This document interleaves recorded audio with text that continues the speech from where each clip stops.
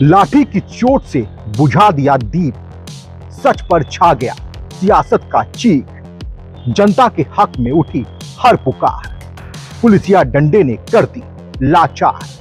मौत हुई पर सवाल जिंदा है आज, इंसाफ मिलेगा या होगा ये राज।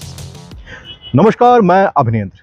भाजपा कार्यकर्ता सियाराम उपाध्याय की मौत की आधिकारिक कहानी कुछ और है, लेकिन चश्मदीद गवाहों और अंदरूनी सूत्रों के बयान सामने आने के बाद यह मामला एक साजिश जैसा लगने लगा है।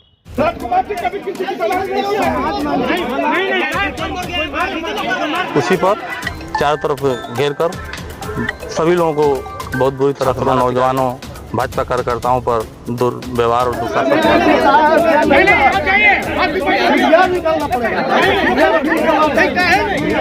लाइट भी बंद कर दी गई थी और उसके बाद मौत तो लाठीचार्ज के वजह से ही हुआ है, इसलिए कि उनको कुछ हुआ नहीं था, वो लाठीचार्ज के वजह से ही मरे हैं। गठिया गांव में पिछले 3 हफ्तों में ट्यूबवेल के लिए बिजली के तार बिछाने का विवाद चल रहा था। एक किसान ने पड़ोसी की जमीन पर तार खींच दिया। पुलिस ने दोनों पक्षों को थाने बुलाकर काम रोकने का आदेश दिया, लेकिन अगले ही दिन काम फिर से शुरू हुआ। इसके खिलाफ सियाराम उपाध्याय और ग्रामीण थाने के बाहर धरने पर बैठ गए। इसके बाद जो हुआ उसने पूरे इलाके को हिला कर रख दिया।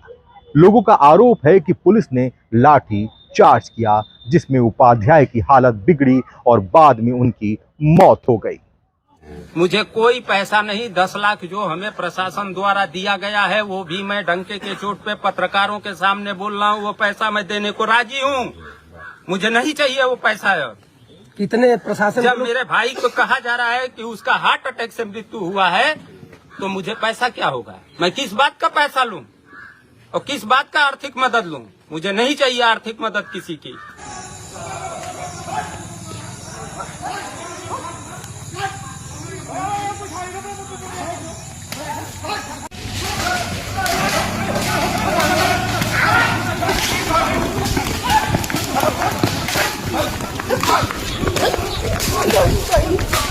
अब चश्मदीदों का क्या दावा है ये भी समझ लेते हैं। गांव के लोगों ने बताया है कि नौनहरा थाने के बाहर जब सियाराम उपाध्याय और ग्रामीण धरने पर बैठे थे, तभी पुलिस अचानक आक्रामक हो गई।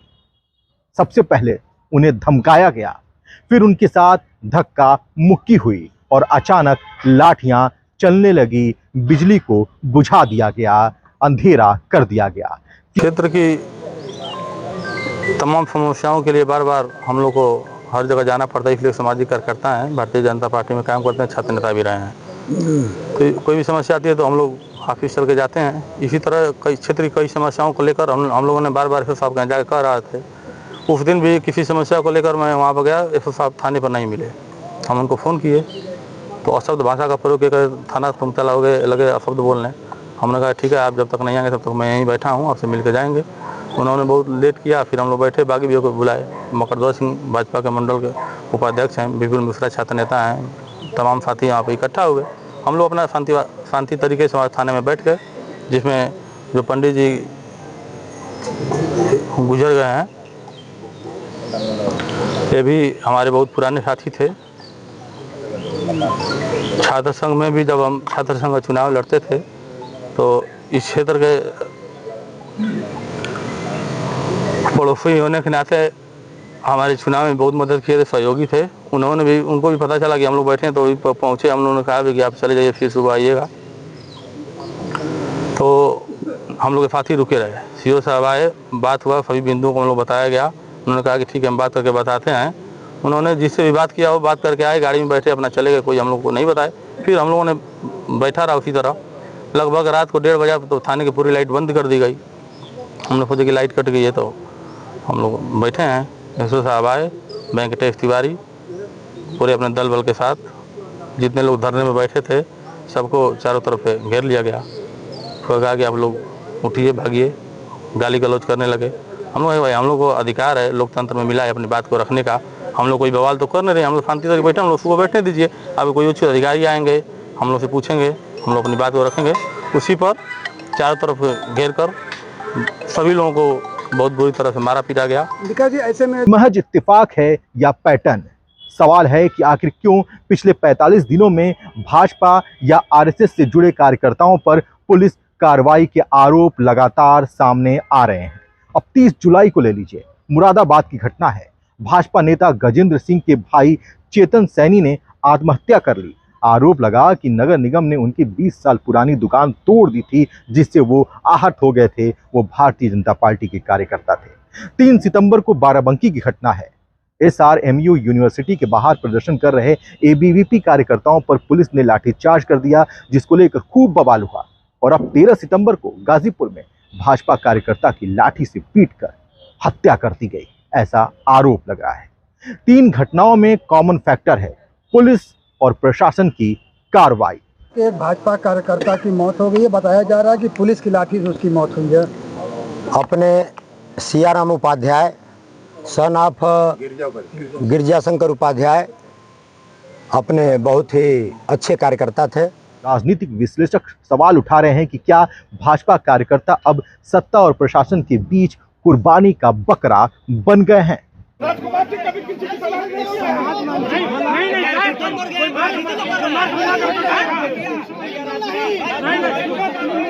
भैया चलिए, इधर सियासी बयानों की जंग भी जारी है।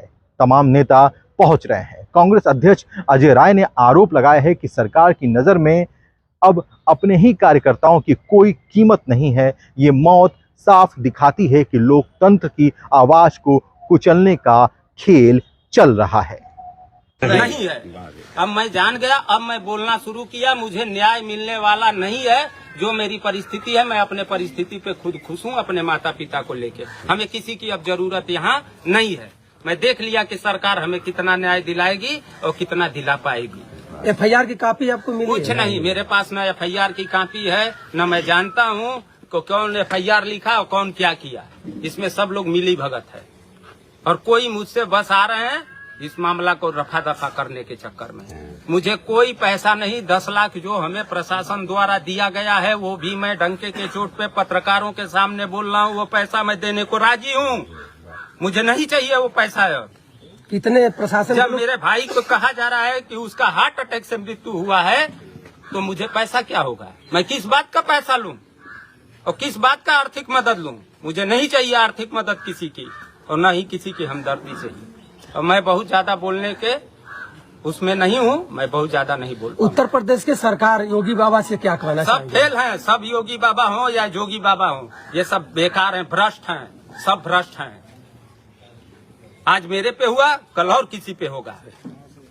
ये सब भ्रष्ट हैं और मिली भगत साजिश है। यानी पुलिस की रवैया से और पुलिस की कार्रवाई पर संतुष्ट नहीं, एकदम नहीं संतुष्ट हैं। अब एकदम नहीं संतुष्ट हैं। अब तक मुझे आश्वासन दिया जा रहा था कि पुलिस प्रशासन द्वारा उचित कार्रवाई होगा, जो इसमें दंडनीय होगा उसको जो है सजा दिया जाएगा मेडिकल रिपोर्ट आने के बाद। अब यह कहा जा रहा है कि उसका हार्ट अटैक से मृत्यु हुआ और कई समाचारों में यह चलाया जा रहा है। मैं इस कार्रवाई से थोड़ा भी संतुष्ट नहीं हूँ। धन्यवाद। बात केवल विपक्ष की नहीं है, बात तो भारतीय जनता पार्टी की है। कहा जा रहा है कि भाजपा के अंदरूनी सूत्रों ने बताया है कि पार्टी संगठन से जुड़े कई लोग खुलकर सवाल नहीं उठा पा रहे हैं, लेकिन नाराजगी अंदर ही अंदर उबल रही है। सोशल मीडिया पर उस नाराजगी को निकाला जा रहा है। अब सवाल है कि ये जांच होगी या लीपापोती होगी। खैर, मजिस्ट्रेट जांच के आदेश दिए गए हैं। ग्रामीणों का मानना है कि यह जांच सिर्फ लीपापोती हो सकती है। हमने पहले भी देखा है कि रिपोर्टें बनती हैं, फाइलें बंद होती हैं और सच्चाई दफन कर दी जाती है। ये बात भी भारतीय जनता पार्टी के एक पूर्व पदाधिकारी ने मीडिया पर कही है। 3 मौतें, 3 कहानियां और हर बार पुलिस के दामन पर दाग। सवाल यह है कि क्या यह सिलसिला यूं ही चलता रहेगा या इस बार कोई बड़ा सच सामने आएगा। रडार पर भारतीय जनता पार्टी के कार्यकर्ता हैं। सवाल तो तब भी उठता है जब बेवजह किसी के ऊपर झूठे मुकदमे लाद दिए जाते हैं। सवाल तो तब भी उठता है जब किसी पत्रकार की आवाज को दबा दिया जाता है।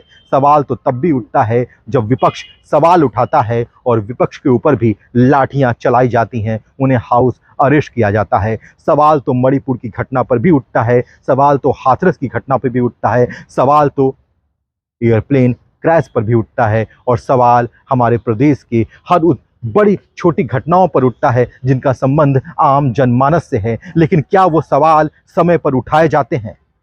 क्या उनका जवाब पूछा जाता है? क्या जिम्मेदार से सवाल किया जाता है? यही तो बड़ा सवाल है। सवाल तो तभी होते हैं जब आंच खुद पर आती है। लेकिन एक बात सत्य है, गलत गलत है और अन्याय के खिलाफ आवाज हमेशा उठानी चाहिए, क्योंकि पीड़ित की कोई जाति नहीं होती, ना कोई धर्म होता है। डंडों से आवाज नहीं दबेगी, सच्चाई की लौ कभी ना बुझेगी। शहीद हुए जो न्याय की राह, उनकी गूंजेगी हर एक आह। सत्ता के खेल से जनता जागेगी, अन्याय की दीवार अब ढह जाएगी। धन्यवाद।